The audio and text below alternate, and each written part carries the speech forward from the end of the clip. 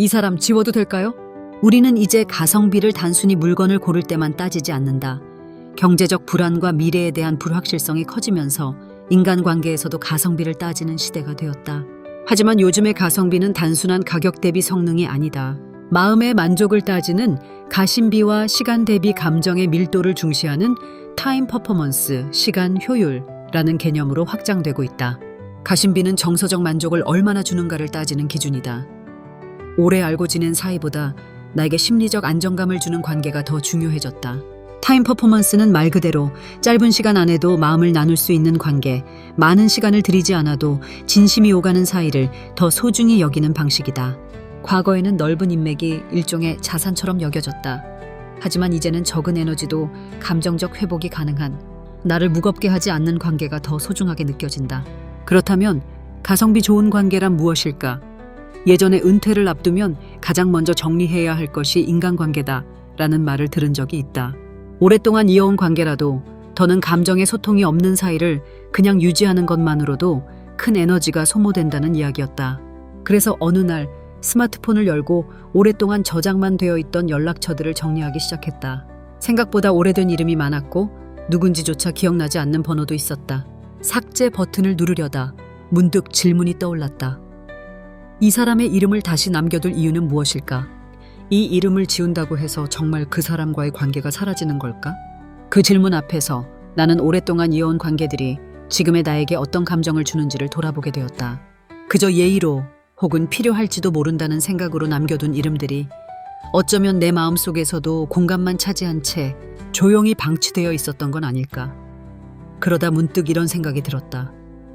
그 이름을 남겨두는 건 그 사람과의 마음을 다시 잊고 싶다는 작지만 진심 어린 흔적일지도 모른다. 정리한다는 건 끊어내는 것이 아니라 분명히 고르는 일이라는 것을 나는 그때 비로소 조금은 알게 되었다. 오래된 이름 하나를 지우는 일은 그 사람과 함께했던 내 한 시절을 놓는 일이기도 했다. 오늘날 인간관계는 점점 더 디지털화되고 있다. 챗봇이 감정을 다독이고 가상 공간에서 만난 사람과 대화를 나눈다. SNS에서는 좋아요 하나로 관계를 유지한다고 느낀다. 요즘에는 챗봇과 연애를 시작한 사람들도 있다. 편리하고 감정적으로 소진되지 않기 때문에 오히려 더 좋다고 말한다. 연구에 따르면 가상 인간과의 대화가 외로움을 줄이는 효과도 있다고 한다. 챗봇은 지치지 않고 나를 위로하지만 그 위로에는 상처를 알아보는 눈빛이 없다. 진짜 관계는 가끔 불편하고 때로는 침묵 속에서도 눈을 마주치는 그 순간에 존재한다. 그럴수록 스스로에게 물어야 한다. 나는 정말 사람과 사람 사이의 관계를 원하고 있는가? 편리함이 관계의 본질을 대신할 수 있는가? 수백 개의 연락처, 수천 개의 좋아요 속에서 정작 내 마음 깊이 머무는 이름은 몇 개나 될까? 인간관계에서 가장 중요한 건 얼마나 진정성 있게 감정과 시간을 나누었는가이다.